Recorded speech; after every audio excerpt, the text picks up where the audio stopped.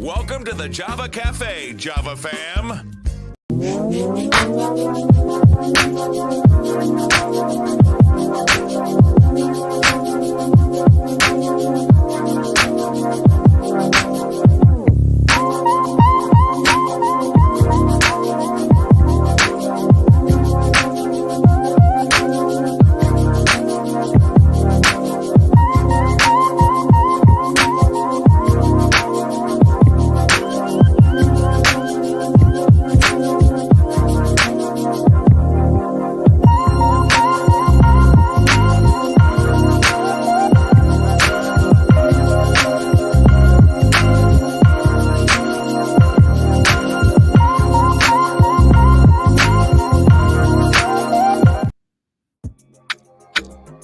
Good morning.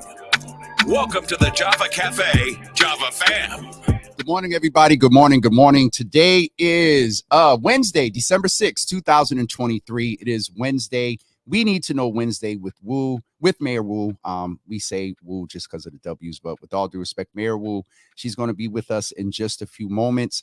We're going to talk about a lot this morning. We actually have an agenda. One of the first things we're going to talk about is this reformed police contract. There was a lot of concern. I was one of which had concerns around some issues with BRIC and the funding. But if you look at this police reform bill and a little bit of well, not just a little bit, but a couple of the things that can't go into arbitration that a lot of law enforcement officers were able to stay on board and be paid and be around, and the union represent them, and they were breaking the law. And so a lot is in here. We're going to go over it a little bit real quick. These offenses are indecent assault and battery on child under the age of 14. I mean, that should be a given. But we also know that the former union president, I'm not going to go there. Assault and battery to collect a loan, indecent assault and battery on a person with an intellectual disability, felony. I mean, some of these, Jesus,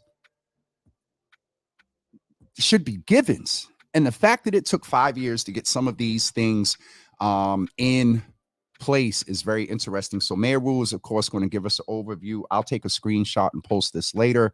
We're going to talk about that. Also get an update on Mass and Cass. I have heard from two different people that Mass and Cass is empty. So I haven't been down there myself to see it, but we'll get verification of it in just a few moments because she just popped in. We're going to talk about some fun things about the tree lighting, also the holidays here, her thoughts and salutations for the holidays, as well as talking about the O'Brien. And maybe we'll start with that because I understand it was a hearing that went on till late last night. But first, as we always do, as we get ready to bring our mayor in, we check in with her to make sure she's good. And because it's a lot to run this city and deal with us. And I'm going to go ahead and say y'all, but Mayor Wu, good morning. How are you? Good morning. I'm good. Good to see you. Good to see you as well. So, I know you. You good? Is it the tech over there? Because I'm looking and I'm like, okay, she's It's worse when I'm at home and anyway, the kids are about to sort of head off to school and there's all sorts of drama when I'm still around for that. I am so, I'm honored that we have, and you said it before that, yes, there's the policy stuff and we get to talk to you, but there's a deeper dive. And one of the things that I assert is you are our second mom mayor. You know what I mean? And that's a lot to deal with. We're trying to get the kids out and whatnot. And so we thank you for taking the time to be here. Let's jump right in. As a mom, as a parent, when it comes to advocacy for your children and schools and whatnot, one of the hot, I got quite a few inboxes about the O'Brien. There was a hearing yesterday. There is some concern about equity, relocation, the transportation, what it does for a lot of Black and brown young people that go, will have to go out. Where are we with that? There's ambiguity around whether the focus groups were really, whether the parents were heard from. Where are we, Mayor? And what is it that you would like to say that parents that are very concerned and some community leaders that are concerned about the O'Brien being relocated? Yeah, I mean, I think it's so hard because every decision that we make, we bring into the conversation all of the past experiences over many decades that people have had with the school system, with the city, with decisions that were made um, that didn't bring people in and weren't for many communities' best interests. Yeah. And so it's really hard to separate out, and you can't just sort of start from scratch and say, okay, well, trust us this time or this or that. There's sort of an extra um, level of proof that people need that these are good decisions, they're actually for the people, and that they're actually, guided by real feedback from community members. We had said when we announced this idea, there was a decision early on of whether to just say part of it, but not all of it. And my thought was, let's just put all of our thinking on the table and really hear from people and go along the way and refine it rather than try to refine only with some people, but not everyone. So truly the press conference where we shared this proposal and idea was the first time to say, okay, now let us know what you think. And since then, there have been so many visits to the West Roxbury campus, conversations in community, virtual, in person. And I think there's a couple things that are really important about this decision because ultimately this is about trade-offs, right? We are in a space right now today where two of our biggest high schools share essentially the same building and Yeah. campus. And that means there's only one set of athletic fields.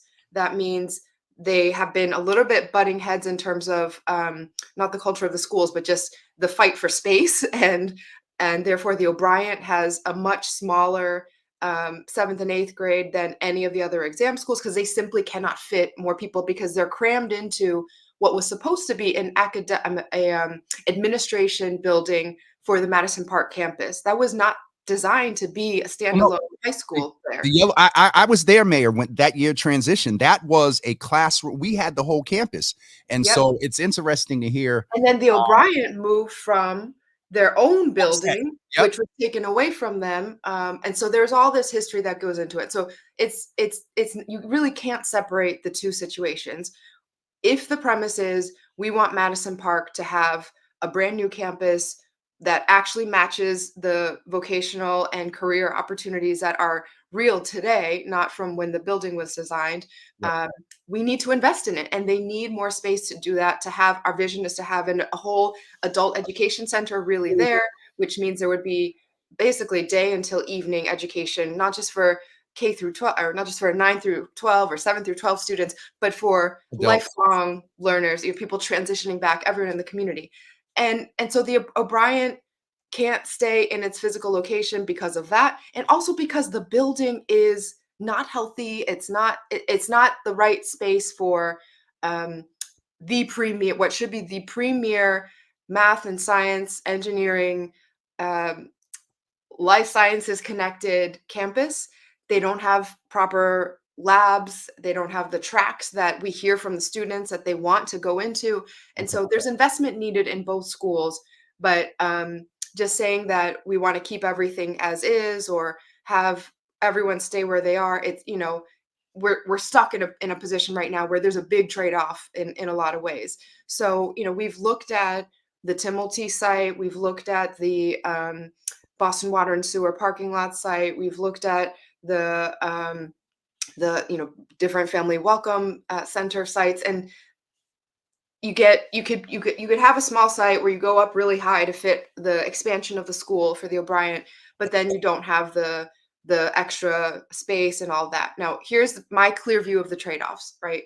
One, there is no space in Boston for a school that has as much athletic field space and extra just geographic room for environmental study, every sport you can imagine, than the West Roxbury campus. It is already set up with that space, and that's a luxury to have in a city where everything is kind of really dense and close together. And if we want students to have the full experience, that was a big part of the thinking. And we've been in conversations with the MBTA. They are now willing to work with us to put a commuter rail stop right at the school. And so that would be a big change in the transportation situation.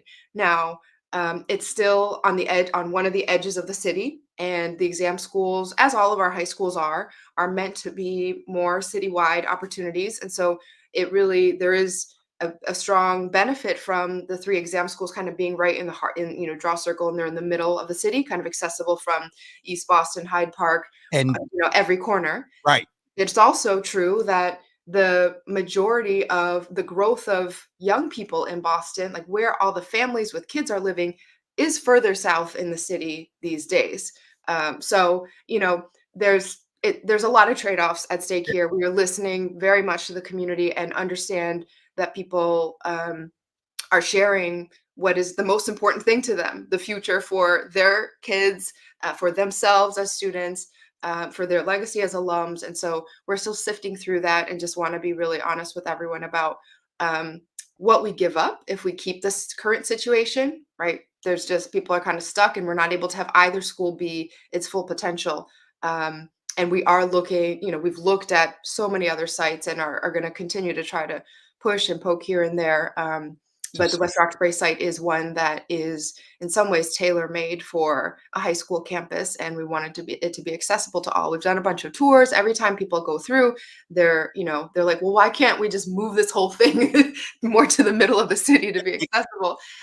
So If you unfortunately, could, if you could, I'm sure you would. One of the things, and thank you for being real about trade-offs, and that term in itself lends to the fact that some folks are giving up some things, and some folks are going to have to embrace, some other things. But one of the trade-offs, and one of the things I heard early on, is the transportation and some level of safety for some of our young people, issues with race in the city. And we can talk about that later, that, right now are coming back up, in the city. But the other piece I wanted to ask about, as far as like the young people there, and I know we got about 14 minutes left, so we'll have to wrap this part up in about 2 minutes. But let's just keep it real. You're a parent in the time. Imagine your 14-year-old who now maybe have to add an extra hour or 45 minutes, where let's say they lived in, I don't know, on Intervale, they got into the exam school and they jump on a 45. Hopefully they're in school in 25 minutes. But now they're going to have to reallocate time, not only going to school, getting home from school and whatnot. And so that was one of the major things that I heard from like this area, Roxbury, Dorchester, Mattapan. Can you speak specifically to that, how that is being considered?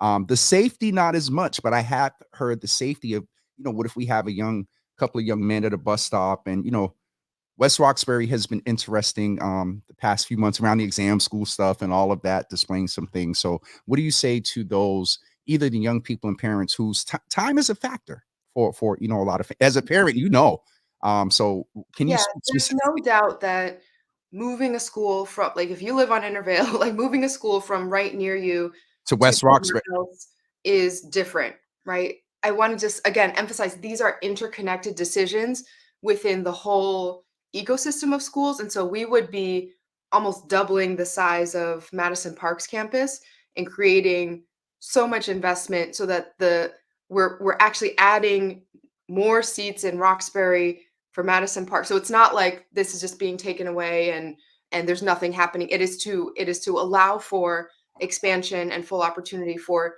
two campuses rather than, neither of the two being able to have their space. So there would be more opportunity in a number of ways at either campus or either school.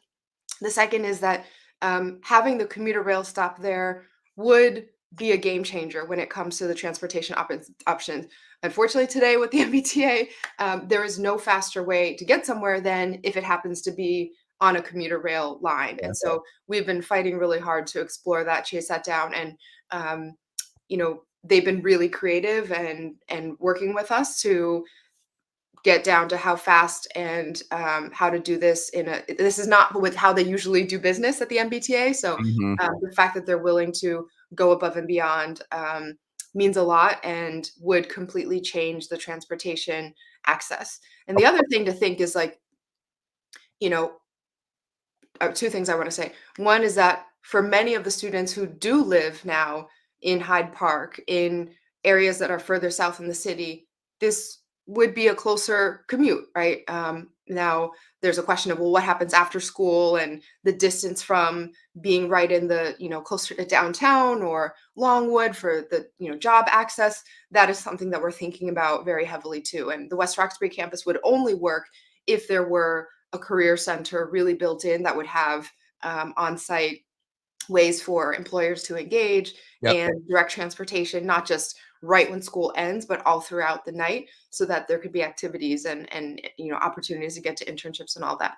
And the last thing I want to say on safety is, we're in the middle of this new documentary being released about the Stewart situation, and in the discussion about the Boston police contract and the legacy of how differently different parts of our city, different neighborhoods and communities experienced what it meant to live in Boston, right? Yeah. With that a Yeah. couple of decades ago, but even today.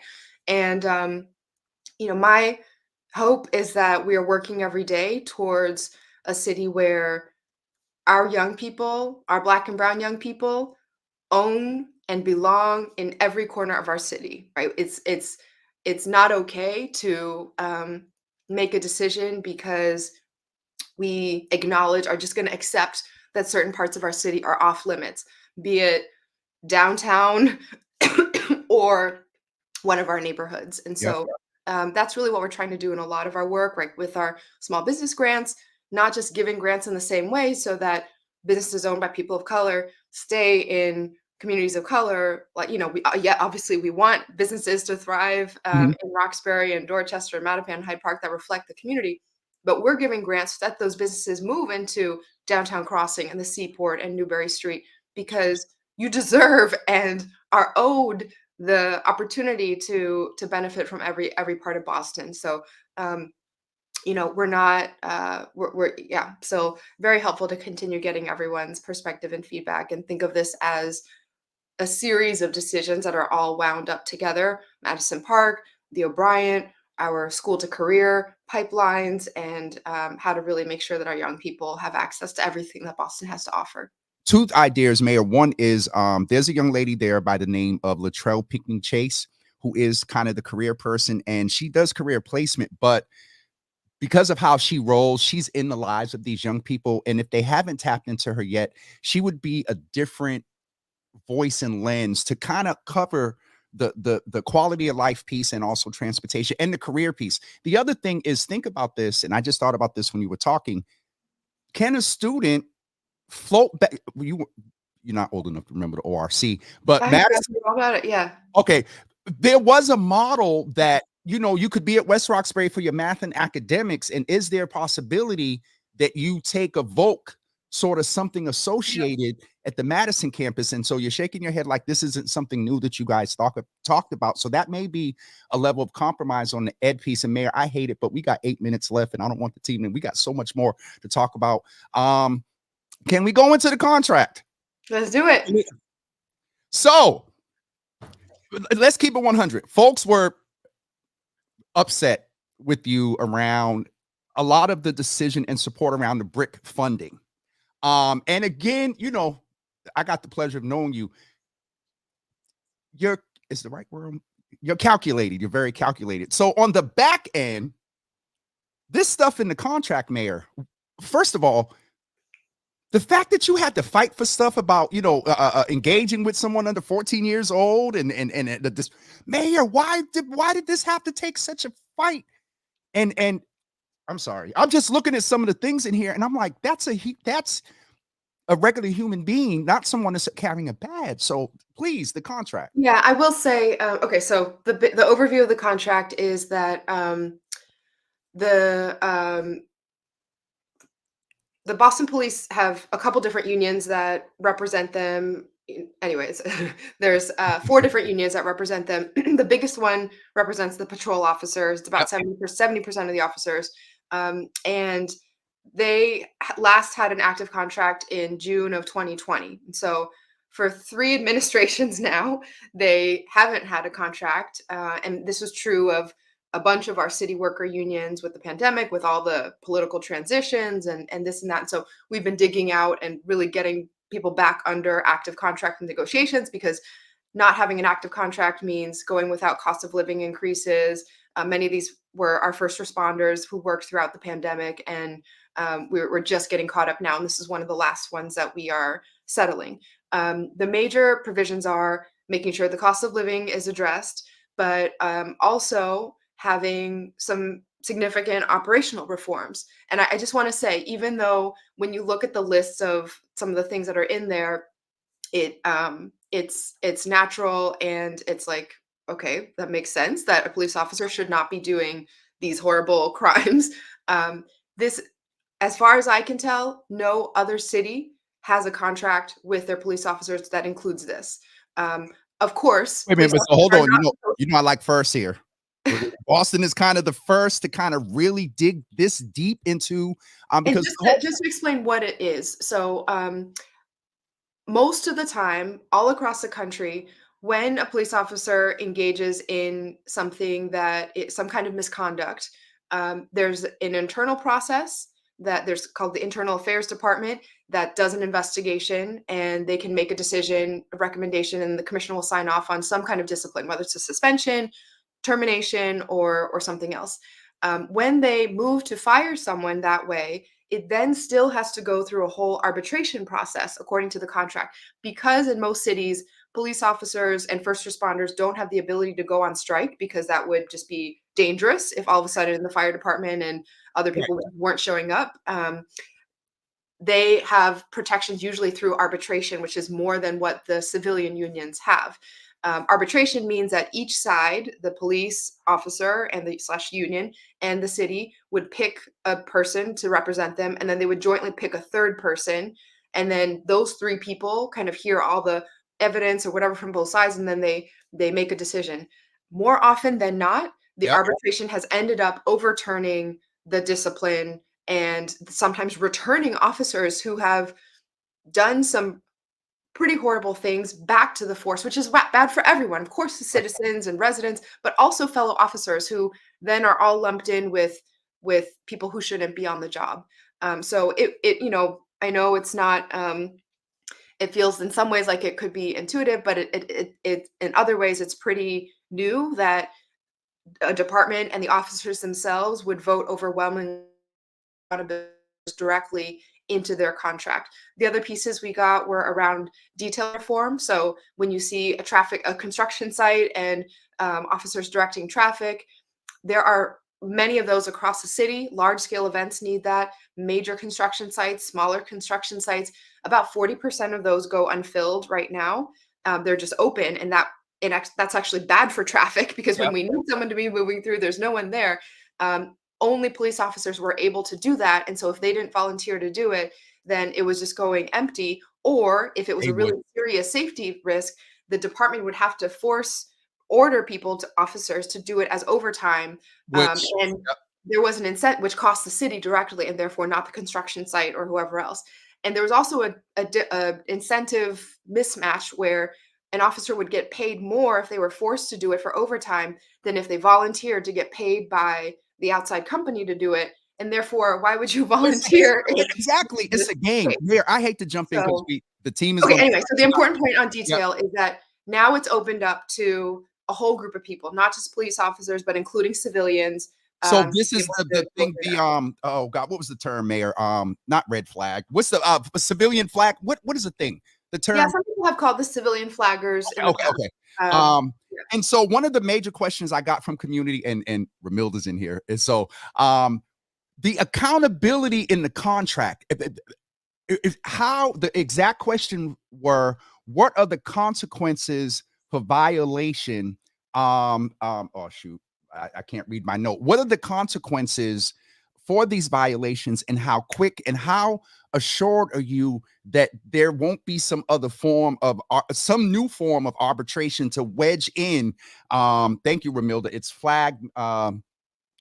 flagmanship. Thank you. But that accountability, let's sum it up to accountability. How are you planning to hold the union accountable and support Commissioner Cox around these behaviors? It's legal language now. I mean, It's legal language. if the city council votes to fund it, then the contract is real, and it overrides all the previous language. I will say there's still, we're not going to just jump to a conclusion. And if someone has a charge, then immediately they're fired. There's still an internal process where there's a review, and there's still any outside, criminal processes that the court system and all that's all Yep. still apply.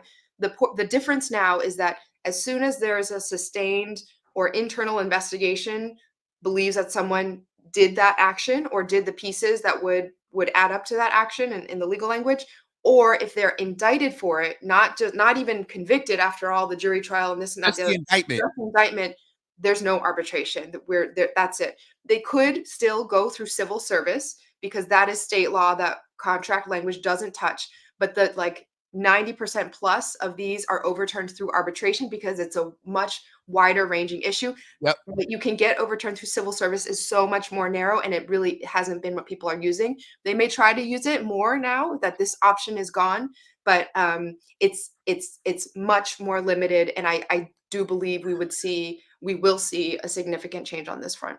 Mayor, I just will end with this. I just cannot believe the things that you had to clearly that had to be clearly articulated of officer. We got like a couple of more minutes. I'll wait until they tell me you got to drop. I want to give some time. I've been hearing that Masson Cass is empty.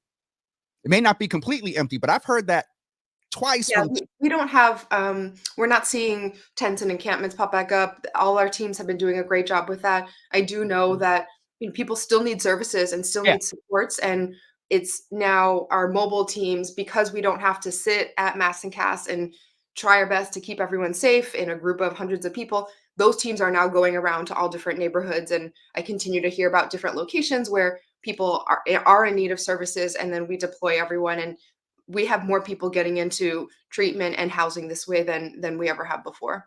I seen a post and I cited it yesterday, and then one of the mothers said caps, it's empty, and I was like, okay. The last thing I wanted to my mouse moved here from my list. The last thing I wanted to ask about is to offer you, Mayor, sometime as our mayor. We're getting ready to go into the holiday season. First of all, I was kind of disappointed I didn't make it to see PJ and J HUD, and then I heard Common was there as well. But I wanted to give you some time to just, offer holiday salutations, what it is that you reflect on for 2023, and what are your hopes for 2024?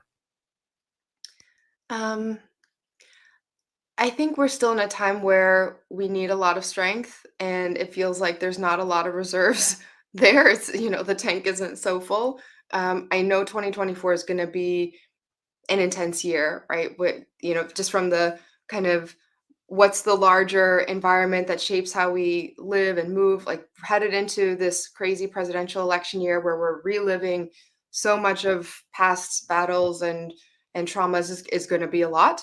And I want Boston to be a place where we can provide that safety and community for each other.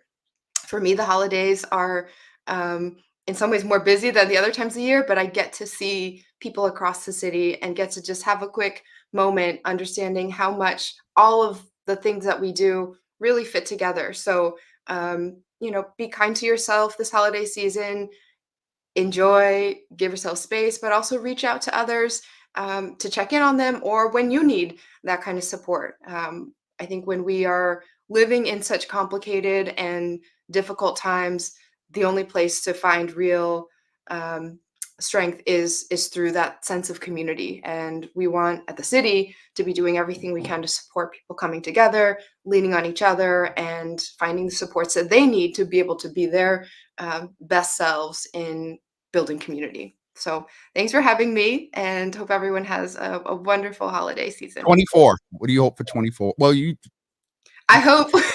What are your hopes for 24? And I'll let you talk about that particular election hope, but 20. 24, yeah. I mean, it's not a guarantee. We're all gonna work hard. One last question.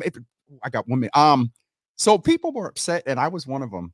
Our president visited yesterday, and traffic was worse than usual. What do you? Everyone was like, You can't get any traffic worse than what we have. You can get traffic worse.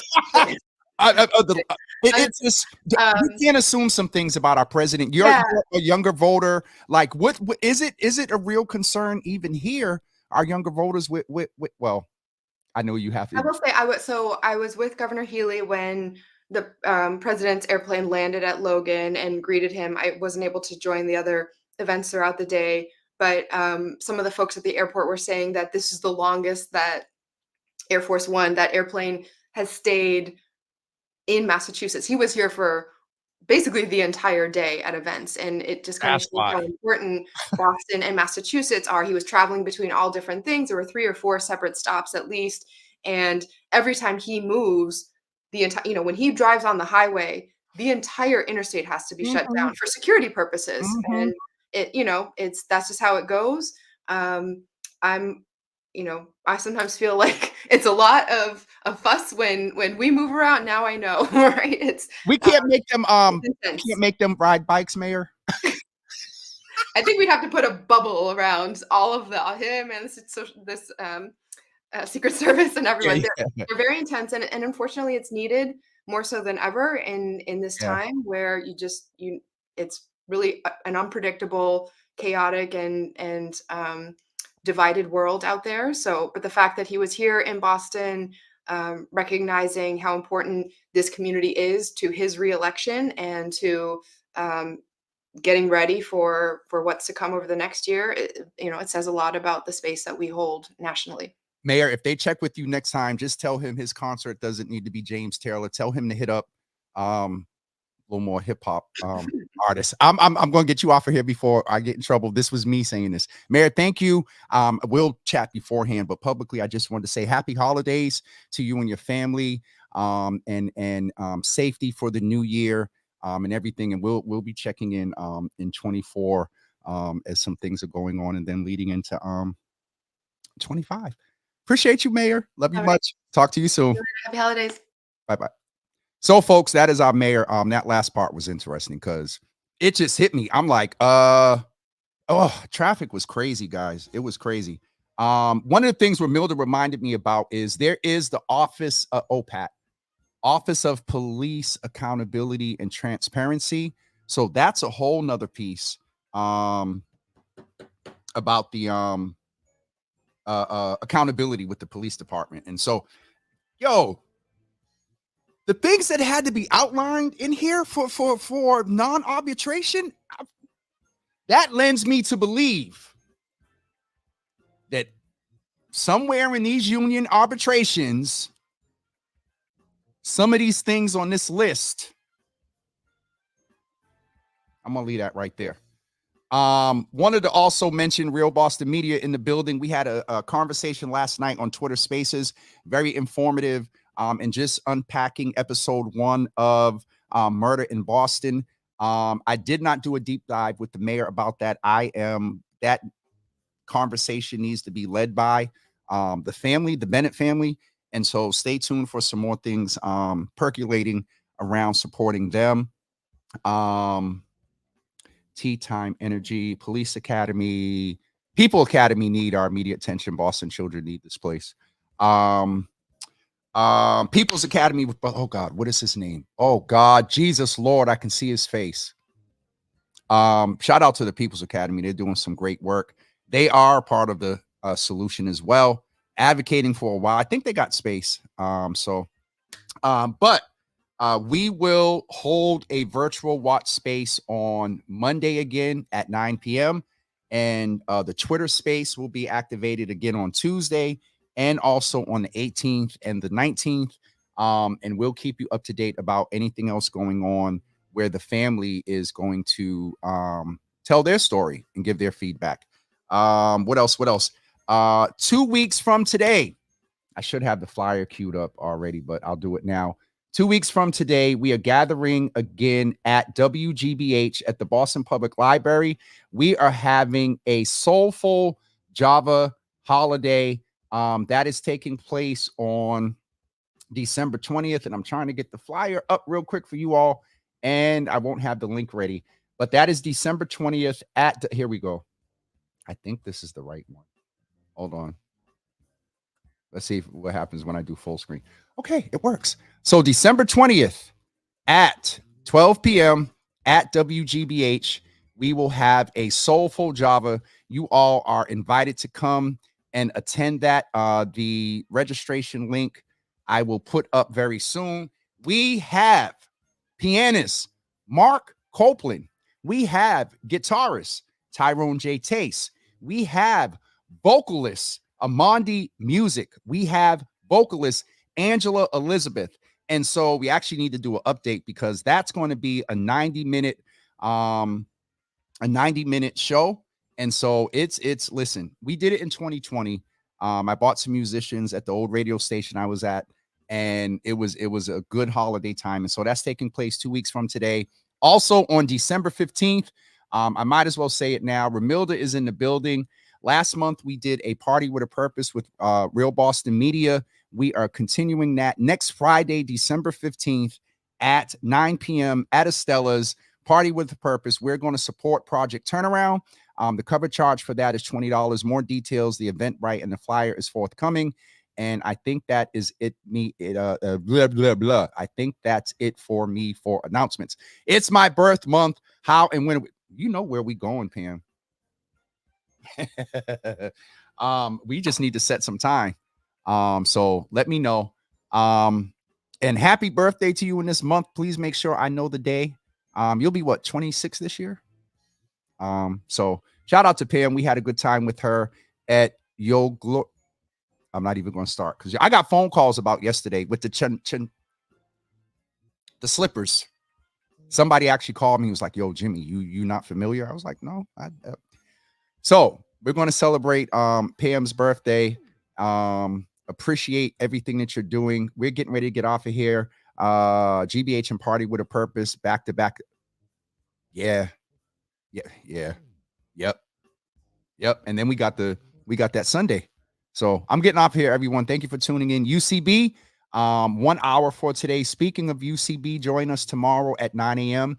as UCB will join us. LaShonda Watson, Union Capital Community Workshops Coordinator. Also, Dennis Hicks, Union Capital Director of Leadership, and Daniel Lamont, artist and CEO of founder of Black Dollar LLC. He is the recipient of the Thomas Ruffin Community Leadership Award. So we'll see them on tomorrow. Again, that is it for me. I'm tired. So, yeah, today I guess must have been real good. Have a great day, everybody. We shall talk to you. I don't think I forgot anything. Have a great day, y'all. We'll talk to you soon. Peace.